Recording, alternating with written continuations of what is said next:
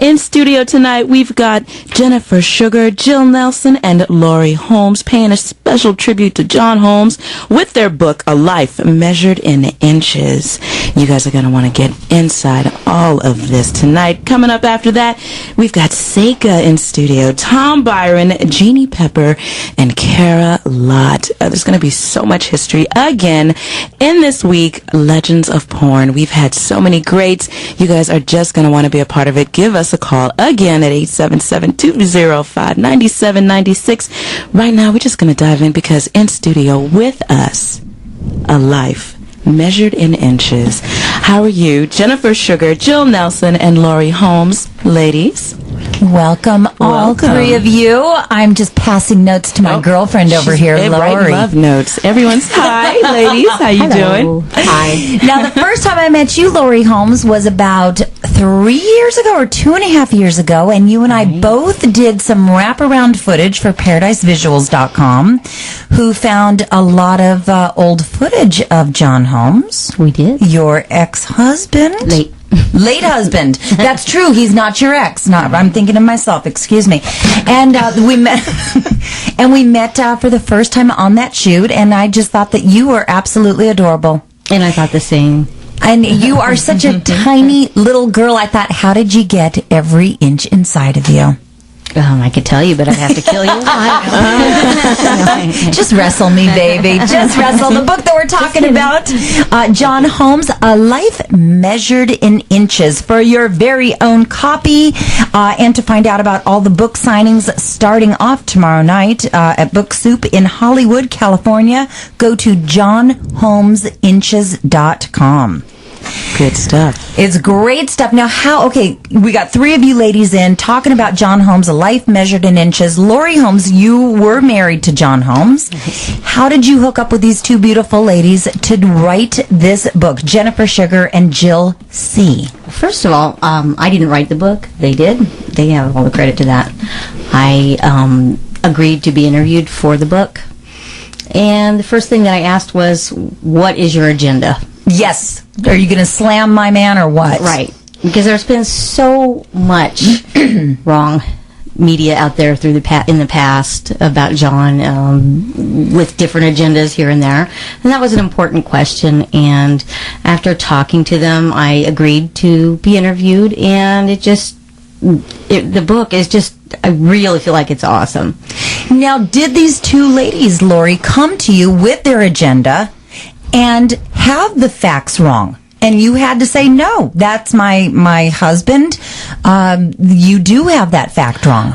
Well, what I found refreshing was that they interviewed a lot of people, for one. And, I mean, they really did some extensive research.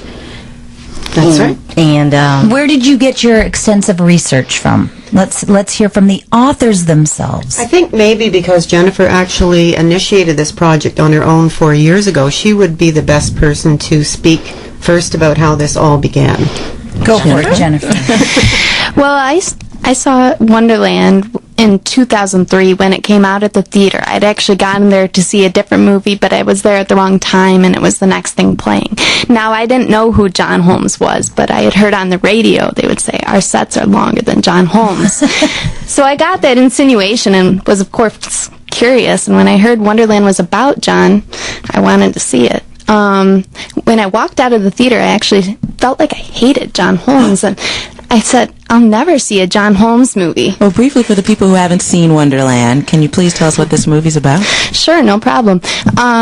John, in the late 70s, became very addicted to drugs. It wasn't uncommon in that time for a lot of sex performers to use drugs. You know what? Let me interject. Yes. I think it wasn't uncommon for a lot of people the world. I'm not going to say it's just the sex workers. Thank you. Hollywood. Yes, well. Yes, exactly.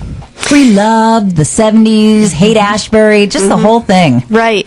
So Wonderland really only shows about 1 week in John's 44-year life. And during that, in the movie, he's shown as kind of a drug mule, taking drugs between Ed Nash, who was a notorious LA nightclub owner. He owned the Kit Kat Club, the Seven Seas, and also a group of people now known as the Wonderland Gang, who lived on Wonderland Avenue in Hollywood. and he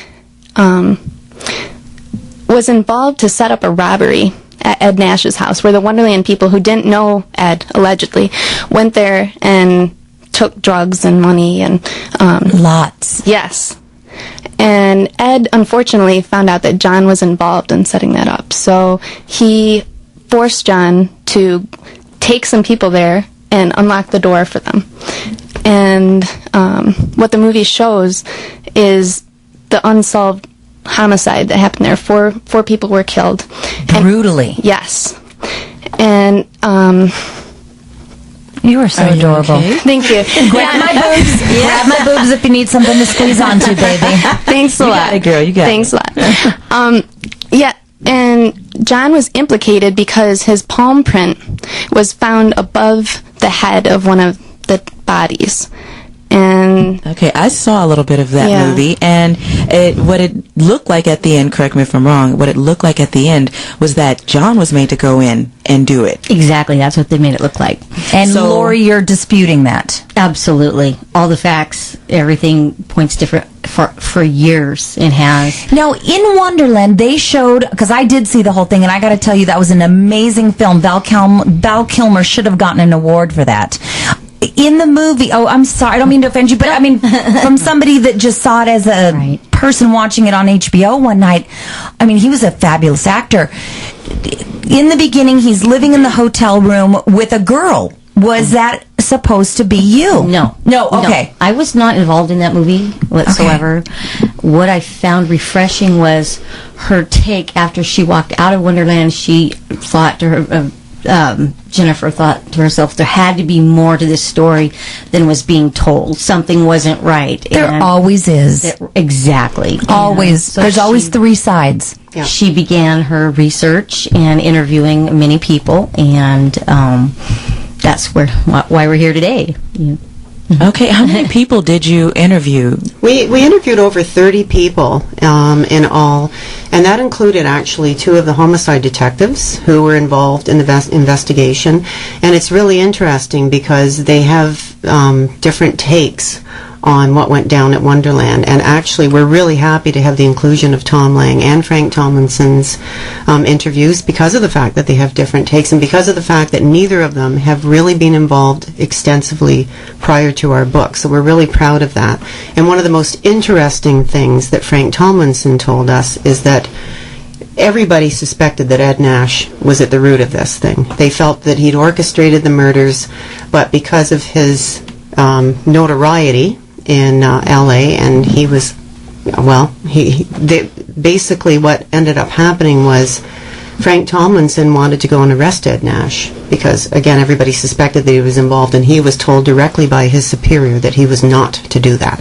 So and that was the 80s. So you got away with a lot of... Early 80s. I remember at 15, I used to go to his club every weekend with my sister, the Seven Seas. Mm-hmm. You know, they didn't really check IDs in that era, but...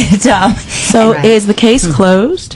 It's still It's unsolved. It's still unsolved, and there's no proof that John ever did it. And the book isn't just about Wonderland. That's Right. just one. The thing that I like about this book is it's focused on John, the man, the myth, the legend, and it does cover Wonderland because that was a part of his life. But it's so much more than that. So much more than that. Not Oh, only yeah. is it so much more than that, but you have found some amazing shots from his career with him, with all the stars that he worked with, Seika. I mean, it's loaded with so many great photos, and anybody and everybody that ever saw porno will love all the photos. You guys did a great job at not just picking the photos, but I like how you put them in the book sporadically. It wasn't just like, okay, they're all in the middle, that you. kind of thing. I mean, Thank you. Now, on the other side of the spectrum, okay, we got the Wonderland in. Now, Laurie Holmes, out of respect that you are his wife, we're his wife, what did you think of the other film that was based loosely on him, Boogie Nights?